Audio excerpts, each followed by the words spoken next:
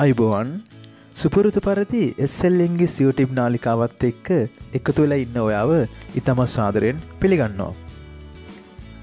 ලෑස්ති වෙන්නේ විශේෂ ප්‍රශ්න පත්‍රය සාකච්ඡා කිරීමට. මේ ප්‍රශ්න පත්‍රය බස්නාහිර පළාත් තුන්වෙනි වාර විභාගයේදී 11 වෙනි සෙෂන් ලබා දීපු ප්‍රශ්න පත්‍රය. මේ ප්‍රශ්න පත්‍රය සාමාන්‍ය පෙළ පෙරළු ප්‍රශ්න පත්‍රයක්. ඒ නිසා මේ ප්‍රශ්න පත්‍රය කරන එක ඉතාමත් වැදගත්. අනිත් කාරණා තමයි බොහෝ ශිෂ්‍ය සලකන මේ ප්‍රශ්න පත්‍රය සමාන ප්‍රශ්න පත්‍රයක් මුදුරට ඒකට සාමාන්‍ය විභාගයට ලැබෙයි කියලා. ඒ නිසා ඔයත් මේ වීඩියෝ සම්පූර්ණයෙන්ම නරඹලා ගොඩක් කාරණා ඉගෙනගෙන ඔය සාමාන්‍ය විභාගයේ ඉහළින්ම සමත් වෙන්න.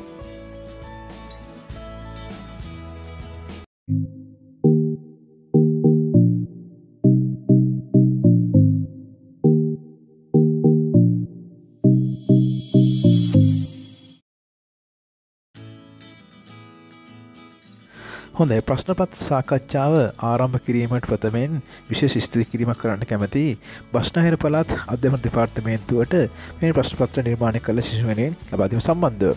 ඒ වගේම අපි උත්සාහ කරන්නේ අපි මේ නාලිකාව හරහා ලංකාවේ සියලුම ශිෂ්‍යයන් මේ වගේ ප්‍රශ්න පත්‍ර සාකච්ඡා කරලා ඒකට හැමෝගෙම ඉංග්‍රීසි භාෂා කුසලතා වර්ධනය කරලා එලා හැමෝම සාමාන්‍ය පිළිහෙලින්ම සමත් කරවීම. ඒ වගේම විශේෂ ඉල්ලීමක් කරන්න තියෙනවා. ඔය තාමත් අපේ නාලිකාව සබ්ස්ක්‍රයිබ් කරලා නැත්නම් දැන් සබ්ස්ක්‍රයිබ් කරන්න. ඒ වගේම වීඩියෝ ලයික් කරන්න, කමෙන්ට් කරන්න. හරියමු වීඩියෝ එකට.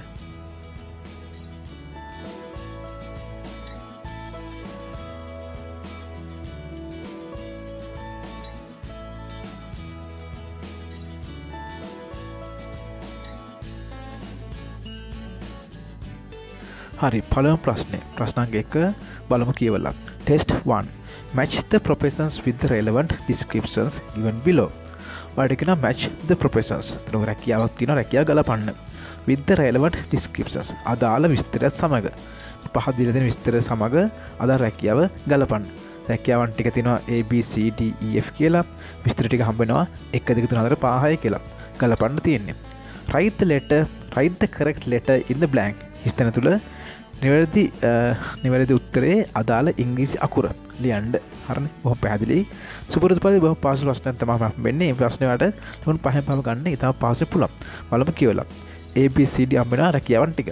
Engineers, photographers, nurses, farmers, architects, chefs. රැකියාවන් ටික හැම තියෙන්නේ ඉංජිනේරුවරු හම්බ වෙනවා, ඡායාරූප ශිල්පීන් හම්බ වෙනවා, හෙදියන් හම්බ වෙනවා, ගොවීන් හම්බ වෙනවා. ඊට සම්බන්ධ ඊ අකුරේ ආකිටෙක්ට්ස්, ඒ කියන්නේ ගෘහ නිර්මාණ ශිල්පීන්. අවසාන හම්බ වෙනවා කෝකියෝ, ආහාර යුප්ප සම්බන්ධ පුද්ගලයෝ. ෂෙෆ්ස් කියලා කියන්නේ හෝටල් වල යුප්ප සම්බන්ධ ඒ කාර්යකාරී කරන පුද්ගලයා. එහෙනම් රැකියාවන් ටික හම්බ වෙන්නේ ඉංජිනේර්ස්ලා, ඉංජිනේරුවෝ, ෆොටෝග්‍රාෆර්ස්ලා, ඒ කියන්නේ ඡායාරූප ශිල්පීන්, නර්සස් කියන්නේ හෙදීන්, ඊට පස්සේ ෆාමර්ස්ලා ගොවියන්, ආකිටෙක්ට්ස් කියලා කියන්නේ ගෘහ නිර්මාණ ශිල්පීන්, අවසාන ෂෙෆ්ස්ලා කියලා කියන්නේ කෝකියන්. හරි, බලමු. They take care of sick people. They take care කියන්නේ රැක බලා ගන්නවා, ආරක්ෂා කරනවා. ඒගොල්ලෝ රැක බලා ගන්නවා රෝගී මිනිසුන්ට. C අකුර හම්බෙන්නේ nurses, හෙදියෝ. හරිනේ, එන එකේ උත්තරේ හෙදියේක උත්තරේ දීලා තියෙනවා. දෙකට හම්බ වෙනවා the design houses and buildings. ඒගොල්ලෝ සැලසුම් කරන නිවාස සහ ගොඩනැගිලි. මේ කතා කරන්නේ කවුද? නිවාස සම්බන්ධයෙන් ඉන්නේ ගොඩනැගිලි ශිල්පිය. කියන්නේ ඊ අකුර හම්බෙන ආකිටෙක්ට්ස්ලා. 3. they prepare delicious dishes. ඒගොල්ලෝ සූදානම් කරන ලෑස්ති කරන කට්ටිය රසවත් ආහාර. මේ කතා කරන්නේ ආහාර සම්බන්ධ. ඒ කියන්නේ F අකුර හම්බෙන ෂෙෆ්ස්ලා. they instruct workers how to build bridges. ඒගොල්ලෝ උපදෙස් දෙනවා කර්මකරුවන්ට කොහොමද හදන්නේ කියලා. මේ පාලම් හදන්නේ කොහොමද කියලා උපදෙස් දෙනවා. මේ කියන්නේ ඉංජිනේරුවෝ, ඒ කියන්නේ ඒ අකුර හම්බෙන ඉංජිනේර්ස්ලා. they cultivate paddy. cultivate කියන්නේ ඒ කට්ටිය වගා කරනවා. paddy කියන්නේ වී වගා කරන්නේ ගොවියෝ, ඒ කියන්නේ D අකුර. පහට හම්බෙන්නේ farmers. 6. they capture beautiful sceneries. capture කියන්නේ ෆොටෝ ගන්නවා, ග්‍රහණය කර ගන්නවා. ඒගොල්ලෝ ලස්සන සුන්දර දර්ශන ෆොටෝ කරගන්නවා. මේ කියන්නේ ඡායාරූප ගන්නවා කියන්නේ ෆොටෝග්‍රැෆර්ස් B අකුර. උත්තරය වෙන්නේ එකට හම්බ වෙනවා C අකුර, දෙකට හම්බ වෙනවා E අකුර, තුනට හම්බ වෙනවාට F අකුර, හතරට හම්බ වෙනවා A අකුර, පහට හම්බ වෙනවා D අකුර, අවසානයේ හම්බ වෙනවාට B අකුර. හරි, පාසෙ. අපි බලමු ප්‍රශ්න 2.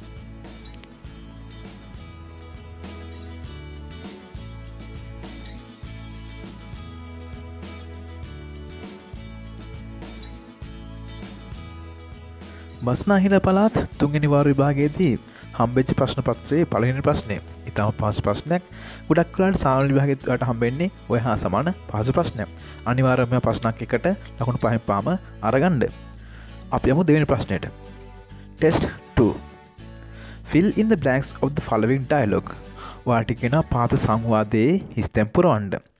Using the words given in the box. ඒ සඳහා කොටුවේ තියෙන වචන පාවිච්චි කරන්න. එහෙනම් පැහැදිලි සංවාදයක් හම්බ වෙනවා.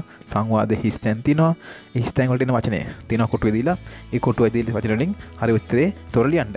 Write the letter of the word in the space given. ඔයාලට කියන්නේ හරි උත්තරේ අදාළ ඉංග්‍රීසි අකුර ලියන්න. හරි පැහැදිලිනේ. එහෙනම් ඔයාලට කරන්න තියෙන්නේ සම්පූර්ණ උත්තර ලියන්න නැතුව සම්පූර්ණ වචන ලියන්න නැතුව අදාළ ඉංග්‍රීසි අකුර පමණ ලියන්න. හරි බලමු කියවලා. මේ ප්‍රශ්නේ කරද්දී මුලින්ම කරන්න ඕනේ කොටින වචන ටික තේරුම් ගන්න තමයි තියෙන්නේ. බලමු. A B C D E F before, for, with, about, of, at. ඔය සේරම නිපාත පද. ඒ කියන්නේ prepositions. ඔයාලට ගන්න සාමාන්‍ය 6 පන්තියේ 7 පන්තියේ පොඩි පන්ති වල අඩු ගන්නවා. බලමු කියලා තේරුම්. before කියන්නේ පෙර. before කියන්නේ කලින් කියන එක. for කියන්නේ සඳහා. සඳහා නැත්නම් වෙනුවෙන් කියන එක. with කියන්නේ සමග. කවුරු එක්ක කියන එක. about කියන්නේ විතර. සාමාන්‍ය වලට පාවිච්චි කරන්න පුළුවන් about 20 rupees කිව්වොත් පෙර 20ක් විතර. about 10 pm කිව්වොත් හවස රාත්‍රී 10ට විතර. වෙලාවක් ගන්න එක ඇති නැත්නම් මුදලක් ගන්න එක ඇද පිට about පාවිච්චි කරත හැකියි. off කියන තරමක් ගොඩක් තැන්වල පාවිච්චි කරන off කරගත්තා හැකියි. off පාවිච්චි කරන සාමාන්‍යයෙන් off වලට පස්සේ බහුජන නාමපදයක් එන්න පුළුවන්. ඒ වගේම off වලට පස්සේ ing verb එකක් එන්න පුළුවන්. off එකේ අර්ථය විවිධ අවස්ථාවල විවිධ වලින් පාවිච්චි කරනවා. at කියන එක පාවිච්චි කරන ගොඩක් වෙලාවට time එකකට specific time එක නිශ්චිත වෙලාවට at 6 pm at 9 pm එහෙම ගත්තා හැකියි. ඉංග්‍රීසි භාෂා නිපාත පද ගණනාවක් තියෙනවා. මේ එක් නිපාත පද වෙන වෙනම සාමාන්‍ය ශිෂ්‍යයෙක් අදාළව තිබිය යුතුයි. ඒ සඳහා ව්‍යාකරණ පාඩම් වලට වැදගත් වෙනවා. ඔයා සාමාන්‍යයෙන් පන්තිවල සහභාගී වෙලා නැත්නම් අධ්‍යාපන වැඩසටහන සහභාගී වෙලා නිපාත පද දන්නවා නම් වඩා ගොඩක් වාසියක් වෙනවා. නිපාත වල ස්වරූපය තමයි සමහර අවස්ථාවල මේකේ අර්ථය පාවිච්චි කරන අවස්ථා අනුව වෙනස් වෙන්න පුළුවන්. අපි බලමු මේ ප්‍රශ්න තුන මේවා පාවිච්චි කරන්නේ කොහොමද කියලා. සංවාදය අපිට හම්බුන එක්කෙනෙක් කෙනෙකුලා අනිත් එක්කෙනා ගිහන්. බලමු කතා කරන්නේ මොකද්ද කියලා. What did you do last evening? ඔයා ඊයේ හවස මොකද්ද කළේ? එක්කෙනෙක් අහනවා ඔයා ඊයේ හවස මොකද්ද කළේ? අනිත් එක්කෙනා කියනවා I went to the cinema හිස්තැනක් my parents. මම ගියා සිනමා ශාලාවට මගේ දෙමාපියන්. බලන්න කල්පනා කළා. දාන්නේ මොකද්ද? Before, for, with, about, of, at. පෙර, සඳහා, සමග, විතර, of එක අර්ථ විවිධයි. at කියන්නේ වෙලාවක් සඳහා. බලමු පාවිච්චි කරන්නේ මොකද්ද? මේක ගැලපෙන්නේ මම ගියා සිනමා ශාලාවට මගේ දෙමාපියන් සමග. එහෙනම් අපි දාන එකට with කියන එක. ඒ කියන්නේ C අකුර. What did you watch? ඔයා බැලුවේ මොකද්ද? ඔයා බැලුවේ මොකද්ද? We watched Avatar. Avatar කියන චිත්‍රපටයක්. ඔය බැලුවා Avatar කියන චිත්‍රපටය. හිස්තැනක් Savoy Cinema. ඔය බැලුවේ සැනම සිනමා ශාලාවේදී. එහෙනම් මේක පාවිච්චි කරන්නේ මොකද්ද? යම්කිසි ස්ථානයක් අපි ගත්තොත් යම්කිසි ගොඩනැගිල්ලක් යම්කිසි ආයතනයක් එහෙම සම්බන්ධ පාවිච්චි කරද්දී අපි පාවිච්චි කරනවා at කියන නිපාත පදේ. උත්තරේ මෙහෙමයි. We watched Avatar at Savoy Cinema. මං කලින් කව at පාවිච්චි කරන වෙලාවක් එක්ක විශේෂ වෙලාවක at 6 pm පාවිච්චි කරනවා. නමුත් විවිධ අවස්ථාවල මේ නිපාත පද පාවිච්චි කරන ආකාරය වෙනස් වෙන්න පුළුවන්. ඒත් දැන්වා තේරුම් ගන්නට at පාවිච්චි කරන යම්කිසි ගොඩනැගිල්ලක් යම්කිසි ස්ථාන සඳහන් කරද්දී. වල ඊළඟ කොටස. We went there 1 hour හිස්තැනක් the 6:30 show. 6:30 show එක. 6:30 show එකට පැයකට. We went there අපි හෙට ගියා පැයකට හිස්තැනක් 6:30 show එක. බලන්න කල්පනා කළා. මේ කතා කරන්නේ පැයකට කලින් ගියා. එහෙනම් we went there 1 hour before the 6:30 show. එහෙනම් එන්නේ ඒකට ඒ අකුර. කලින් ආවා මුලින්ම ආවට I went to cinema with කියන එක. ඒ කියන්නේ මුලින්ම හම්බුනාට C කියන එක. දෙකට ඔයාට හම්බුනාට at කියන එක. ඒ කියන්නේ මේක හම්බෙන F අකුර. තුනට එන්නේ before කියන එක. ඒ කියන්නේ මේකේ තියෙන ඒ අකුර. හරි එහෙනම් උත්තර තුනක් හරි. බලමු ඊළඟ කොටස. What do you think is තනක් it? ඔයා හිතන්නේ මොකද්ද? ඒක. මේක උත්තරේ E අකුර. E කියන්නේ of නේ. think of it. think of කියන්නේ යමක් ගැන හිතනවා. What do you think of it? ඔයා ඒ ගැන මොකද්ද හිතන්නේ? It's amazing film. ඒක කොහොම චමත්කාරජනක බොහොම පුදුම සාගත චිත්‍රපටයක්. හිස්තැනක් another planet. වෙනත් ග්‍රහලෝකයක්.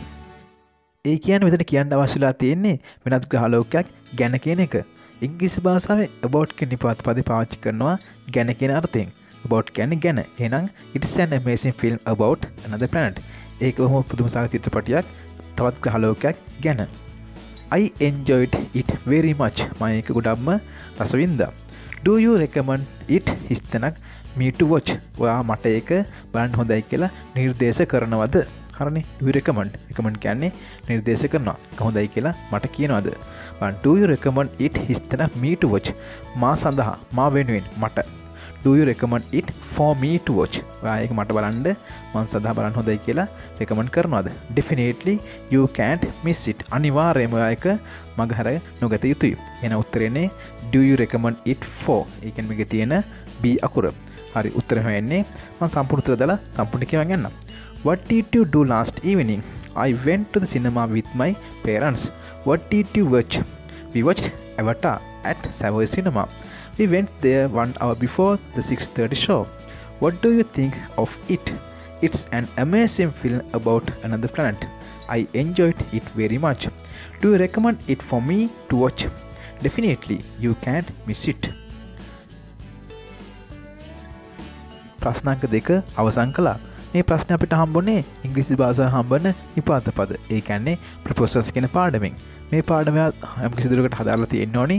ඔයාලට විපරිත පද දන්නේ නැත්නම් යම්කිසි ගැටලු සහගතක් තියෙනවා නම් කමෙන්ට් එක සඳහන් කරන්න. අපි ඉස්සරහට කරන පාඩම් වල මේ දේවල් උගන්නන්න බලාපොරොත්තු වෙනවා. අපි යමු තුන්වෙනි ප්‍රශ්නෙට.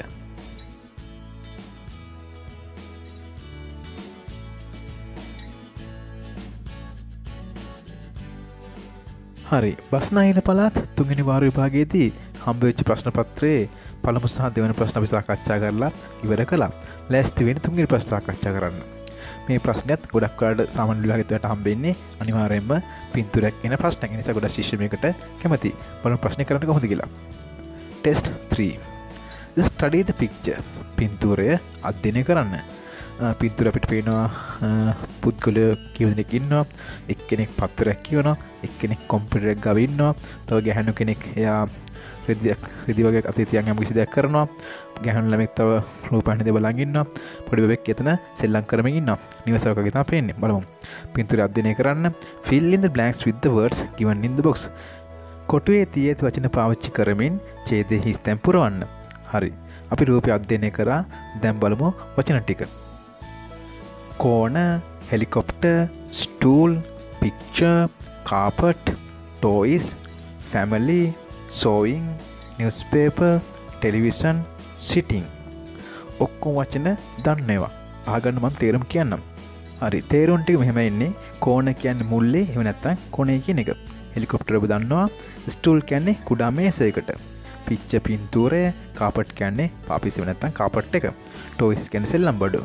ෆැමිලි පවුලක්. sewing SEWING ඔන්න ing verb එක. ing එක සාමාන්‍ය පාවිච්චි කරන්නේ am is ආවලට පස්සේ නැත්නම් ing එක නාමපදයක් වශයෙන් පාවිච්චි කරනවා. මේ කියන්නේ SEW so කියන්නේ මහනවා. newspaper පුවත්පත, ටෙලිවිෂන් රූපවාහිනිය, sitting SITTING sit කියන්නේ වාඩි වෙනවා. හරි එහෙනම් බලමු සම්පූර්ණ ඡේදය කොහොමද හිතෙන් පුරවන්නේ කියලා. This picture shows a living room. මේ පින්තූරේ පේන්න තියෙන්නේ living room එක. ඒ කියන්නේ මිනිස්සු වාඩිලා ඉන්න විසිත කාමරයක්. ස්තූපයක්. The whole කියන්නේ සම්පූර්ණ. The whole family is doing different kinds of tasks. task කියන්නේ ක්‍රියාකාරකම්. සම්පූර්ණ පවුලම කට්ටිය විවිධාකාර ක්‍රියාකාරකම් සිදු කරමින් සිටිනවා. The whole family is doing different kinds of tasks there. හැමෝම කට්ටිය පවුලේ අය විවිධාකාර දේවල් කරමින් සිටිනවා. Two members are සමාජිකයන් දෙන්නෙක්. ඒ කියන්නේ මේ රූපේ ඉන්න විවිධාකාර පවුලේ කට්ටිය ගෙන් දෙන්නෙක්. Two members are හිස්තැනක් on the sofa. sofa කියලා වඩලා ඉන්න. එහෙනම් පැහැදිලි sitting SITT දෙකේ උත්තරේ sitting. Two members are sitting on the sofa. Father is reading a. තාත්තා කියමින් ඉන්නවා පුවත්පතක් a newspaper. හරියම පහසුයි. මුලින් හම්බුන family, දෙකට හම්බුන sitting, තුනට හම්බුන newspaper. While mother is busy. තාත්තා පුවත්පතක් කියමින් ඉන්නවා. while කියන්නේ අතරතුර අම්මා කාර්යබහුල මහා කරමින් අම්මා කරමින් ඉන්නේ busy with a dress කියන්නේ ඇඳුමක් මහමින් ඉන්නවා කියන්නේ sewing. while mother is busy with sewing a dress. The daughter is watching the television. දුව බලමින් ඉන්නවා රූපවාහිනිය. The daughter is watching the television. The elder son වැඩිමල් පුතා seated at a desk වාඩිලා ඉන්න මේසයක් ඉදිරියේ in the හිස්තැනක් of the living room. is busy with his computer. එයා වාඩිලා ඉන්නේ සිත් කාමරේ කාර්යබහුල වෙලා ඉන්න කම්පියුටරත් එක්ක. බලන්නකෝ දාන්නේ මොකද්ද? එයා ඉන්නේ අර මුල්ලේ කොනේ ඉන්නේ. එහෙනම් අපි දානවා the elder son seated at dark in the corner of the living room. සිත් කාමරේ මුල්ලේ තමයි ඉන්නේ. is busy with his computer. The baby is playing with his කුඩා ළමයා කුඩා බබා සෙල්ලම් කරමින් ඉන්න යාගේ සෙල්ලම් වලට සමග. ඒ කියන්නේ the baby is playing with his toys sitting on the floor. බිම වාඩිලා. හරිම පහසුයි. his තැන can be seen next to him. එයාට එහා පැත්තේ next කියන්නේ එහා පැත්තේනේ. ඒ බබාට එහා පැත්තේ පේන තිනවා. ඒ තියෙන්නේ helicopter එක. The helicopter can be seen next to him. There is a his තැනක් on the wall. wall කියන්නේ බිත්තිය. බිත්තියේ තියෙන මොකක්ද? බිත්තියේ තියෙන්නේ පින්තූර. There is a picture on the wall. And his තැනක් is laid on the floor. lay lay කියන්නේ අතුරලා තියෙනවා. ඒ තියෙන carpet on the wall and a carpet is laid on the floor. There is a his තැනක් with a vase of flowers kept on it. යම් කිසි දෙයක් තියෙනවා. ඒක තියෙන්නේ යම් කිසි දෙයක් මත ඒකේ මල් තියෙනවා. ඒ කියන්නේ මේ කතා කරන්නේ stool එකනේ. There is a stool with the vase of flowers kept on it. මල් සහිත මල් පෝච්චි සඳහන් කරලා තියෙන stool එක. හරි පැහැදිලි. මම උත්තර සම්පූර්ණයෙන්ම කියවගෙන අහගන්න. This picture shows a living room. The whole family is doing different kinds of tasks there. Two members are sitting on the sofa.